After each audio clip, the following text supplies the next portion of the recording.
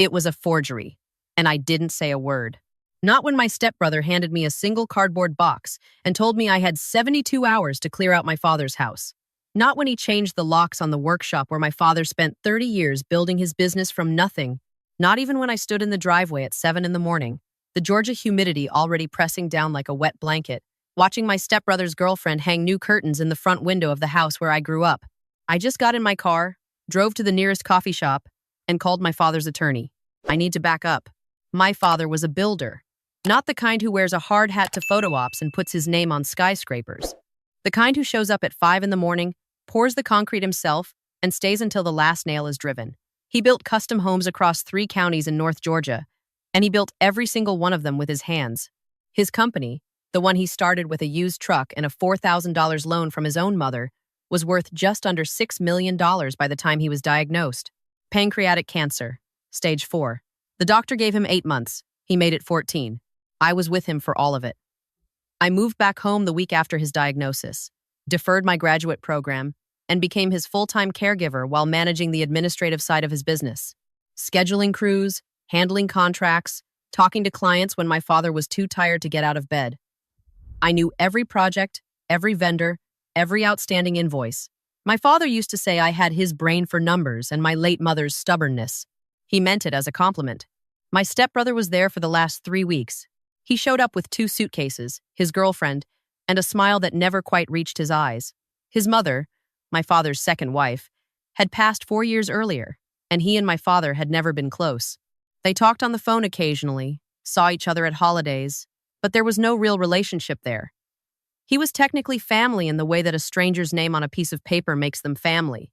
But my father was a generous man, even at the end. He let my stepbrother stay, let his girlfriend use the guest room, let them sit at the dinner table every night, even though I could see how much the noise exhausted him. What I didn't know then was that my stepbrother was also watching, listening, learning the layout of my father's life with the quiet attention of someone who is mapping territory, not visiting it. My father died on a Tuesday. It was 3 weeks after my stepbrother arrived. I had spent the night in the chair beside his bed, the same chair I had spent hundreds of nights in over the past year, and I was there when his breathing changed at just past 4 in the morning. I held his hand, I told him what I needed to tell him, and then he was gone, and the house was the quietest it had ever been. By noon that same day, my stepbrother had called a locksmith. He told me it was for security purposes. He said it with a straight face while I was still wearing the same clothes I had been wearing when my father died. I didn't argue. I was running on no sleep and the kind of grief that sits in your chest like a stone, and I told myself I would deal with it later. Later came faster than I expected. 3 days after my father's funeral, my stepbrother sat me down at the kitchen table, the same table where my father used to drink his coffee every morning and read the paper, and he slid a document across to me. He said it was my father's final will, updated 6 weeks before he died. He said my father had decided to leave the house, the business, and the majority of his assets to him as the eldest child, with a small disbursement for me. The disbursement was $18,000. I looked at the document for a long time. My stepbrother was watching me with that smile again, the one that stopped at the corners of his mouth. His girlfriend was standing in the kitchen doorway, and she was on her phone, and I could see from the angle of her screen that she was looking at real estate listings. She had been doing that since the day after the funeral. I told my stepbrother I would need some time to review it. He said that was fine, but that I should know the probate process was moving forward and that I had 72 hours to collect my personal belongings before the estate would need to begin its inventory. I took the document, put it in my bag, and went upstairs to my childhood bedroom. I sat on the floor with my back against the bed, and I looked at the signature at the bottom of the will, the signature that was supposed to be my father's. I had spent 14 months watching my father sign things: insurance forms, contractor agreements, checks, birthday cards. In the last several months, his handwriting had changed significantly because of the nerve damage from his medication. The letters became uneven, the pen pressure inconsistent, the loops in his name tighter and more cramped than they used to be. The signature on that will was smooth, even, confident. It was the signature of a man with a steady hand. My father hadn't had a steady hand in over a year. I took a photograph of the document with my phone. Then I went back downstairs, told my stepbrother I appreciated his patience, and asked if I could have until the end of the week. He said yes with the kind of ease that told me he was absolutely certain he had already won. He hadn't. The first call I made the next morning was to my father's actual attorney, A woman named Patricia, who had handled my father's legal affairs for over a decade and had been at his bedside 2 months before he died to update his estate documents. When I told her my stepbrother had produced a will dated 6 weeks before my father's death, there was a pause on her line that lasted exactly 3 seconds. Then she said, "That's not possible. I have the will we executed together. It's been filed with the probate court." I told her about the signature, about the steady handwriting, about the girlfriend looking at listings the day after the funeral. Patricia told me to bring her the document immediately and not to say anything to my stepbrother about what I knew. I drove to her office that morning. She looked at the document for less than 2 minutes before she set it down on her desk and looked at me over her reading glasses. "This is a forgery," she said. "A fairly good one, but not good enough." She explained that the will she had executed with my father 3 months before his death was filed correctly, witnessed, and notarized. Under that will, the house and the business transferred to me as sole heir. My stepbrother received a generous cash gift and a collection of my father's tools, which my father had specifically chosen because he remembered that my stepbrother once mentioned, years ago, that he wanted to learn carpentry. My father had remembered a passing comment from years ago and honored it at the end of his life. That detail broke something open in me that I had been keeping carefully sealed. Patricia said we needed to move carefully. She had already started reviewing the estate accounts when my father passed, which was standard practice, and she had noticed something troubling. In the 6 weeks between my stepbrother's arrival and my father's death, there had been a series of wire transfers from one of my father's business accounts. Small amounts at first, then larger. A total of just over $190,000, transferred to an account she did not recognize. She had flagged it before I even walked into her office. I asked her what we should do. She said, "We let him keep moving." I want to explain what those next 3 weeks felt like, because it is important. I packed my things into boxes and put them in my car, as my stepbrother had asked. I smiled at him across the kitchen. I accepted his girlfriend's offer to keep some of my mother's old furniture in storage. I showed up to one meeting with a real estate agent that my stepbrother had arranged, where he walked through my father's house, pointing out features to a couple from Atlanta, and I sat on the back porch and looked at the garden my father had planted the spring before his diagnosis. I did not say a single word about what I knew. What I was doing instead was building. Every day I met quietly with Patricia. Every day I handed over more of what I had found. Receipts from my father's accounts that I had photographed months earlier when I was managing his finances. Emails between my father and Patricia that confirmed the real will's contents. A video I had taken on my phone 8 months before my father died, on an ordinary afternoon when we were going over paperwork together, where you could clearly see his signature on a routine contractor agreement and the marked difference from what my stepbrother had produced. Patricia handed everything to a forensic document examiner. The examiner confirmed within 10 days that the signature on my stepbrother's version of the will had not been produced by my father. The pen pressure was wrong. The ink composition suggested it had been signed in a single session, not with the interrupted, fatigued strokes of a man managing chronic pain. There was also a second problem for my stepbrother, one even more serious than the forged will. The $190,000 in wire transfers had gone to an account held in the name of a shell company registered in Delaware. The company had been incorporated 11 days after my stepbrother first arrived at the house. The registered agent was his girlfriend. Patricia turned everything over to a financial crimes investigator she had worked with before. The investigator looked at what we had and made a call. The federal wire fraud charge alone carried up to 20 years. By this point, my stepbrother had accepted a full-price offer on the house. The closing was scheduled for a Thursday morning at a title company 30 minutes outside the city. He had spent the previous 2 weeks moving through the house with the ease of a man who believes the story he has told himself is the only story that exists. I had heard from someone in my father's neighborhood that his girlfriend had put a deposit down on a condo in Buckhead. I heard they had also been talking about a trip to the Maldives. I did not hear any of this from my stepbrother. He had mostly stopped talking to me once I moved my boxes to my car. I was no longer useful to the version of events he was running. On the Wednesday evening before the closing, Patricia called me and told me that the investigator had what he needed. She told me that federal agents would be present at the closing the following morning. She told me I had the right to be there. I drove home, which at that point was a friend's guest room, and I sat on the edge of the bed for a long time. I thought about my father's hands.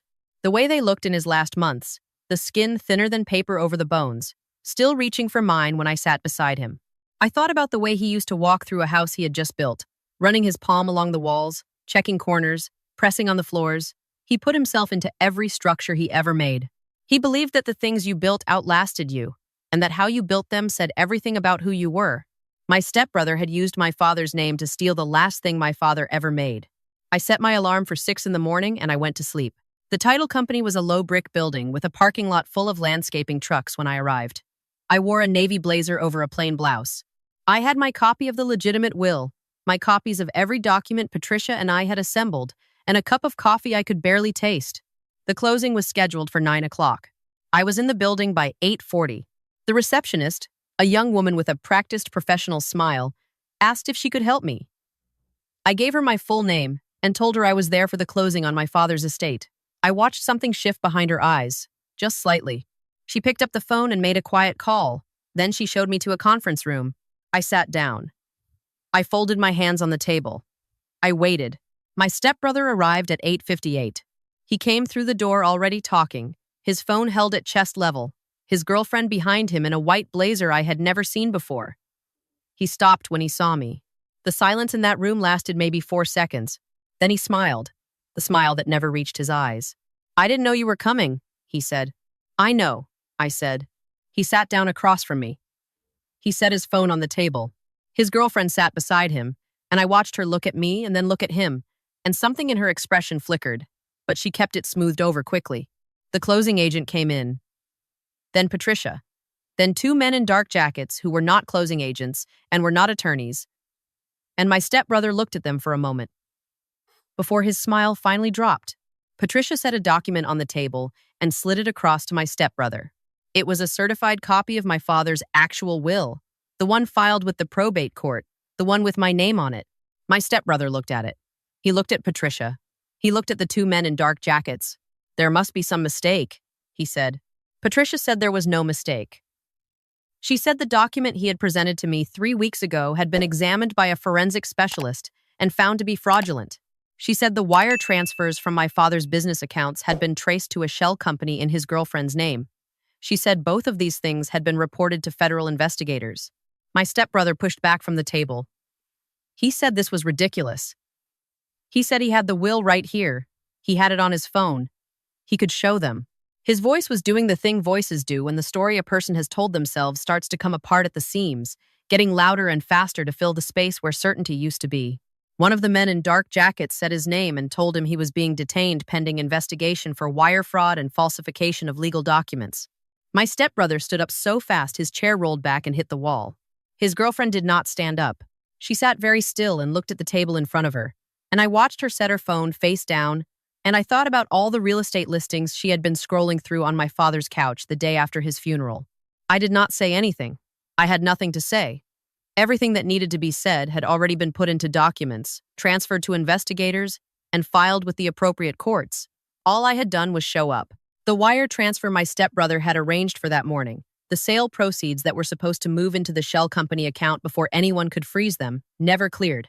The title company held the transaction pending investigation. The house, my father's house, the one he had built himself on a plot of land he bought when he was 29 years old with money he had saved for 4 years working construction, was placed under a probate court hold. 3 months later, the estate was settled according to my father's actual will. I want to talk for a moment about what I found when I finally walked back into that house as its legal owner, because it matters. In my father's desk in the study, underneath a stack of old project files, there was a sealed envelope with my name on it. Inside was a handwritten letter, 4 pages, in my father's handwriting from before the nerve damage changed it. He had written it the previous winter, before my stepbrother arrived, before everything accelerated. He wrote about the business, about what he wanted me to do with it, about the clients he trusted and the ones he didn't.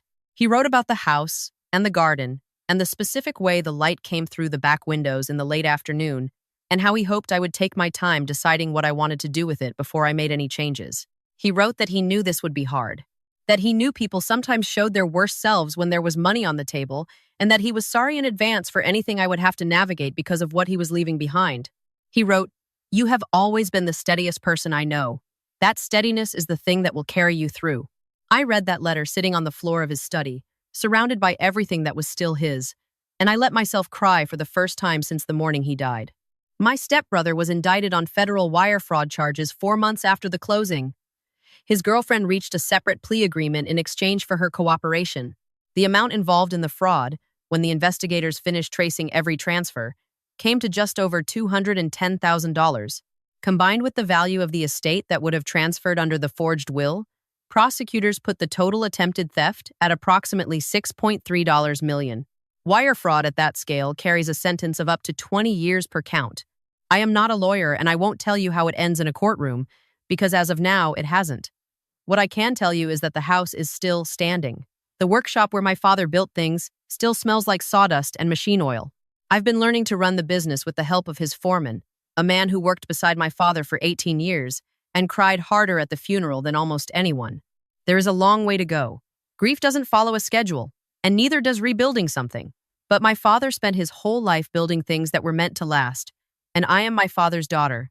The thing about people who believe they are smarter than everyone else is that they stop paying attention. My stepbrother saw me as someone who could be managed. A grieving woman in her late 20s who was too emotional to think clearly, too exhausted to fight back, too trusting to look twice at a document handed to her across a kitchen table. He thought the performance of confidence was the same as having power. He forgot that I had spent 14 months running my father's business. I knew every account, every contact, every file in that desk. I had been trained, without knowing I was being trained, to see exactly the kind of thing my stepbrother thought he had hidden. He also forgot something my father told me years ago. The first time I made a mistake on a job site and wanted to react immediately instead of thinking it through. My father said, "The person who moves first isn't always the person who wins. The person who moves right wins." I didn't move first. I moved right. A lot of people have asked me since all of this came out how I kept quiet for those 3 weeks, how I packed boxes and sat across from my stepbrother at dinner and watched him walk through my father's house with a real estate agent without saying a single word about what I knew. The honest answer is that I thought about my father every single day. I thought about the 14 months of watching him choose patience over reaction, quiet dignity over drama, precision over speed. I thought about the letter in his desk that I hadn't found yet, but somehow already understood was there. I thought about the fact that he had trusted me to handle whatever came next. And so I did. What I want you to take from this, if you take anything, is not the satisfaction of the ending, though I know that is the part that feels the most like justice. What I want you to take is the thing that made the ending possible. Keep every record, every email, every receipt, every document that passes through your hands.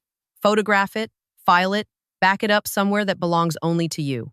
Not because you are expecting betrayal, but because the people who will someday try to rewrite your story are counting on you not having proof that the original story exists. My father kept meticulous records his entire career. He backed up his files, he filed his documents properly, he wrote that letter and left it in an envelope with my name on it in a drawer where he knew I would eventually look. He was building something that would outlast him. Even then, the house is mine, the business is mine, the garden is coming back after a season of neglect, and last weekend I found the first tomatoes coming in on the vines my father planted 2 years ago, when he still believed he might be around to eat them. I picked one and I stood in the backyard in the late afternoon light and I ate it standing there, and it tasted exactly like something worth staying for.